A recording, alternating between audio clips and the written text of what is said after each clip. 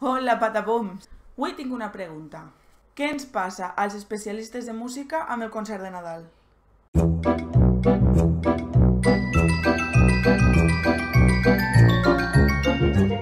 Per a mi el concert de Nadal és el nou. Aquest curs estudiaré un mes abans de l'examen. Però exagerat per 1000. Puc ficar la mà en el foc a que no era l'única en agost escoltant Nadales. Allà dalt de la muntanya. Ei, Paco! A que no? Però la búsqueda de veritat de les Nadales, què? Per a mi és com viure en la peli El dia de la marmota. Sempre ixen les mateixes, les primeres de la llista, ja sabem quines, les típiques, les que ja les tenim una miqueta avorridetes. I què passa quan descobrim un treball nou? Que som com zombis que anem directament a pel cervell d'una persona innocent. I quan dius, val, crec que ja tinc totes les Nadales. La de l'anglès, la de castellà, la de català, la de valencià, la de japonès, la de llatí, totes. Eres feliç, dorms millor, creus de nou en la vida. Tot és meravellós. Clar, tot és meravellós quan el dia després de la castanyada, perquè jo vos diré una cosa, per als especialistes de música Nadal comença el dia 1 de novembre. Bé, això, el dia després de la castanyada, tu ja presentes la Nadala en el primer grup, estàs donant la fotocòpia de la Nadala, la deixes en la primera taula, en el primer xiquet o xiqueta, vas anar al següent i un segon i mig, després d'haver donat la primera fotocòpia, sents: aquesta cançó ja la vam cantar l'any passat! Merda. Clar, això li passa a qui cada curs canvia d'escola i va més perdut que una fallera sense topos el dia de la presentació.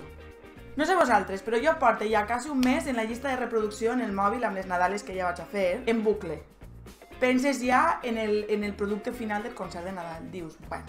I a mi em passa, em pega unes flipades. Els de quart entraran en uns cavalls blancs amb túniques de purpurina, gorros amb plomes, donant una entrada extraordinària. I els de sisè, que ja són grans, ja poden baixar amb paracaigudes fent d'angelets. Però clar, no dona temps. No dona temps, siguem realistes, no dona temps. Volem lluir tant la nostra àrea perquè és que queda totalment exposada. És l'examen de l'àrea de música, el concert de Nadal. Les flipades que em monte són el Broadway de primària. Però a mi no m'arriben les hores. No m'arriben. Per molt que jo me fique l'1 de novembre a cantar Nadales, a mi el temps no m'arriba. Perquè que si una excursió, que si un taller, que si un bla bla bla, que si un blo blo blo, al final fas el que pots, xica, no t'agobies. I vosaltres creieu en la màgia? Perquè realment en el concert de Nadal existeix. Ja poden eixir mal les sessions que ve el dia del concert i ahir els tens plantats, concentrats i cantant com mai havien cantat. Què? Com te quedes? Però no confies mai en la màgia del concert de Nadal perquè pot ser te fies massa i venen després les sorpreses. Ojo! En la carrera de magisteri, en l'especialitat de música, jo crec que hauria d'haver una assignatura que es diga com sobreviure al concert de Nadal. I res, patapums. En el blog de Patapum hi ha una entrada on estan totes les Nadales que jo he elegit per aquest any i sobretot m'he basat en Univers de Colors i Dani Miquel. No estic fent promo, sinó que és que considere que són imprescindibles per a la motxilla de qualsevol especialista de música de primària. Bueno, i dins hi pot ser que també, que hi ha Nadales i cançons molt xules, que no són totes Nadales, que hi ha també com cançons d'hivern i són una passada. I ja, doncs mira, bueno, és que són molt bonics. És precioso, chico!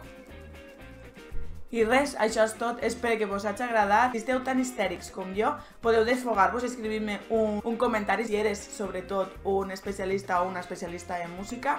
I ja sabeu que em podeu trobar a les xarxes socials com Patapum Pam Pam, tant en Instagram, en Facebook i així al canal.